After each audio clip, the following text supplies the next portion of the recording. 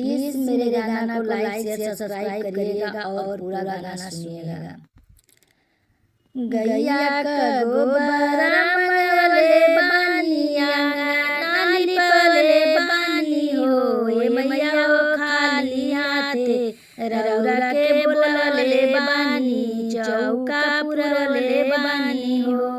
ए मैया हो खाली हाथे रौरा के बोलले बानी चौका पुरले बानी हो। आइरा कपूतवा बोलले बानी वा मंगले बानी हो ए मैया हो खाली हाथे रौरा के बोलले बानी आसन लगले बानी हो ए मैया हो खाली हाथे रौरा के बोलले बानी आसन लगले बानी हो। मलिया के पुतवा बोलले बानी फूल वा मंगले बानी हो ए मैया हो खाली हाथे रौरा के बोलले बानी चौका पुरले बानी हो ए मैया हो खाली हाथे रौरा के बोलले बानी चौका पुरले बानी हो। कोहरा का पुतवा बोलले बानी काल सामवले बानी हो ए मैया हो खाली हाथे रौरा के बोलले बानी आसन लगले बानी हो ए मैया हो खाली हाथे रौरा के बोलले बानी आसन लगले बानी हो। सोनरा का पुतवा बोलले बानी टिका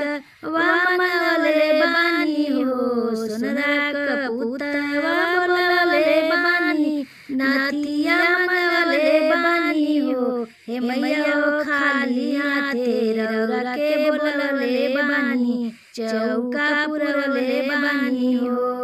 हे मैया हो खाली हाथे रौरा के बोलले बानी आसन लगले बानी हो। बजवा का पुतवा बोलले बानी चुन री मंगले बानी हो ए मैया हो खाली हाथे रौरा के बोलले बानी आसन लगले बानी हो ए मैया हो खाली हाथे रौरा के बोलले बानी चौका पुरले बानी हो। दुकनिया से दुकानदारा के बोलले बानी सेनुरा मंगले बानी हो दुकनिया से दुकानदारा के बोलले बानी कपूर वा मंगले बानी हो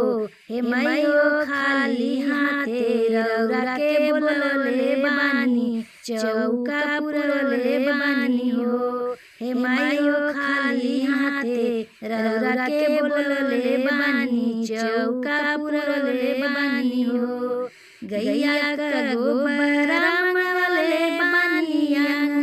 नाली पले बानी हो हे मैया हो खाली हाथे रौरा के बोलले बानी चौका पुरले बानी हो हे मैया हो खाली हाथे रौरा के बोलले बानी आसन